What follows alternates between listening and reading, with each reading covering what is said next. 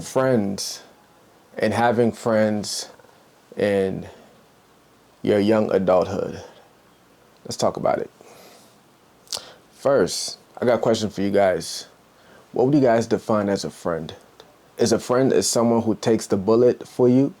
Is it someone that's loyal to a fault?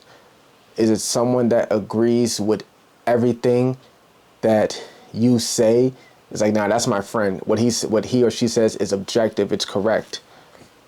They're never wrong. If you guys could put down in the comments what you guys define as a friend as, in your opinion, not, like characteristics, and for you guys.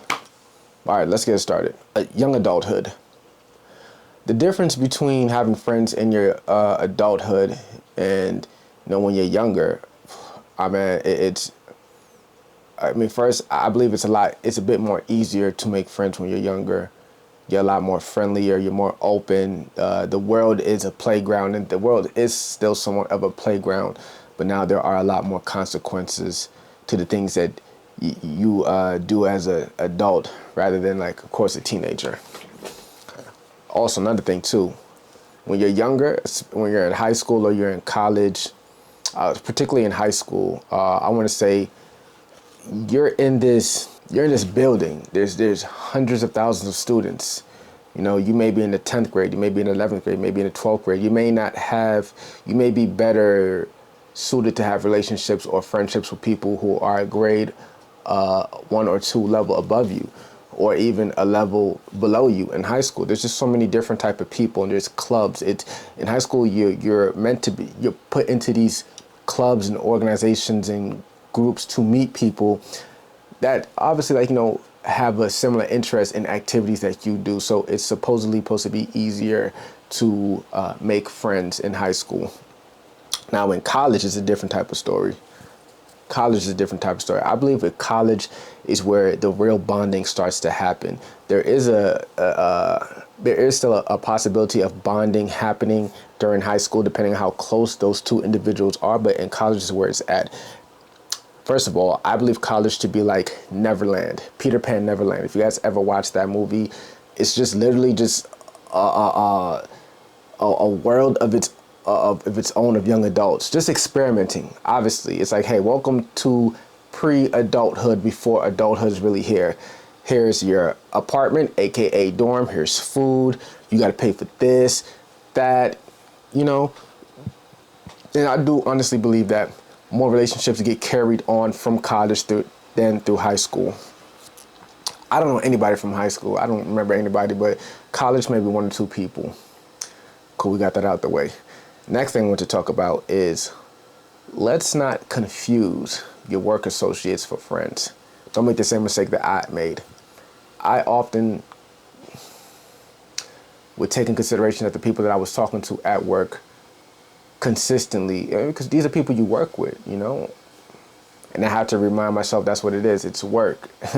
It's work. I used to consider people I work with to be, I thought they were sometimes my friends, but I realized that these people were not making the initiative that I was making to reach out to these people to see how shit was going. Hey, I'm just checking up on you, let's go out to drink. No. These guys or these gals, man, they're here you guys are there to do teamwork, get the job done, get money, and get the hell out of there.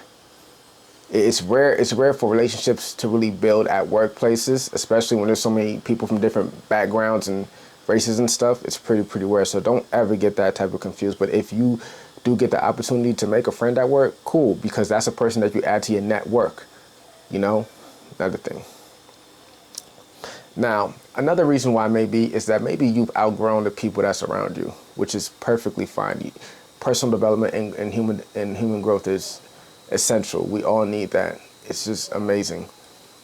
Sometimes you have people who just don't catch up at the same pace. Some people, they have their mindset on different stuff. Responsibilities get in the way. Bills, life, kids, career, jobs, passions, all this stuff gets in the way. Some people just get left behind. But you're not the asshole if you have to leave people behind, and you have to leave them behind. You can leave them behind. You know how you do like a detour?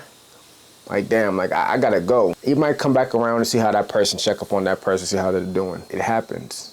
Sometimes you gotta do what's best for you in order to help other people out. You can't help other people out if you're also trying to help your own self out. As we get older as well too, I believe we're going to start appreciating more of having a sense of being alone, being able to take in a sense of peace, a time for self-analyzation, reflection, knowing what we want, knowing who the people we want around us. You don't gotta have 5 or 6 friends. Just find 2 or 3 people who share the same similar interests as you, but also have differences too, because there's a reason for differences, and it's just for debating, just for understanding. Understanding their point of view. So hopefully, you guys comment down in the chat box. You know what I mean? What's the definition of friendship for you? Have you guys ever been loyal to a fault? Those are 2 questions. Have you guys ever been loyal to a fault? Do you guys still have any of your friends from high school or college? Do you guys also have any work friends that are really friends and not just your work associates? So comment down in the box and below. Appreciate you guys.